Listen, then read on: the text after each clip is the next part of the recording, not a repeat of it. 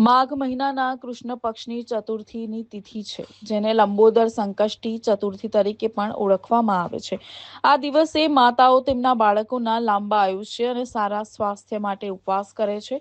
ભગવાન ગણેશની પૂજા અને કેટલાક વિશેષ ઉપાય કરવાથી ભગવાન ગણેશ પ્રસન્ન થાય છે અને મનોકામનાઓ પૂર્ણ થાય છે. ત્યારે આજે વર્ષ 2025ની પ્રથમ સંકટ ચતુર્થી નિમિત્તે શ્રી રિદ્ધિ સિદ્ધિ વિનાયક ગણપતિ મંદિર ખાતે ભક્તોનું ઘોડાપૂર ઉમટ્યું હતું. ત્યારે આજે વહેલી સવારે ગણપતિ દાદાને કેસર સ્નાન અને પૂજા કરાવવામાં આવી હતી. સાથે જ રાત્રિના 9:30 કલાકે ચંદ્રોદય જોવા મળશે. સાથે જ મંદિરમાં ખૂબ જ સરસ રીતે આયોજન કરવામાં આવ્યું છે. આગામી 1 ફેબ્રુઆરીના રોજ ગણેશ જયંતિ મહોત્સવ નિમિત્તે ગણપતિ દાદાને કેસર સ્નાન અને મહાપૂજાનું આયોજન કરવામાં આવ્યું છે. સાથે જ આ મંદિરના પૂજારી દ્વારા તમામ ગણેશ ભક્તોને આ ગણેશ યાગમાં લાભ લેવા માટે આમંત્રણ પણ પાઠવવામાં આવ્યું છે. આજે તારીખ 17/1/2025ને આજે આ ચોથ સંકટ ચોથ આવે. આ ચોથ પુષ મહિનાની ચોથ છે અને આ નવા વર્ષમાં પહેલી ચોથ છે.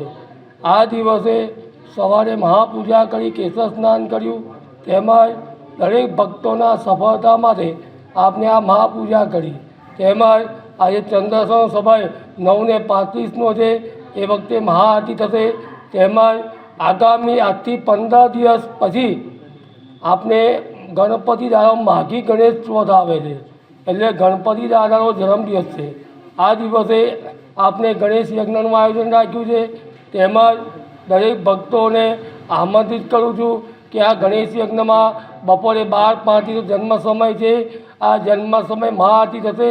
તેમજ દરેક કામના સફળતા આપનાર આપણે રિદ્ધિ સિદ્ધિ વિનાયક ગણપતિ દાદા આપણા ગુજરાત ખાતે આ સપરિવાર સાથેનું મૂર્તિ જે પ્રતિમાલય છે. તેમજ આ દિવસે મહાપૂજા તેમજ 1008 મોદકથી ગણેશ યજ્ઞનું આયોજન રાખ્યું છે. તેથી દરેક ભક્તોને દર્શનનો અચૂક લાભ લેવો અને સાથ સહકાર આપી આપણે આ ગણેશ જયંતિનો દીપોત્સવ ઉજવીએ અને દરેક કામમાં ભક્તોની સફળતા મળે.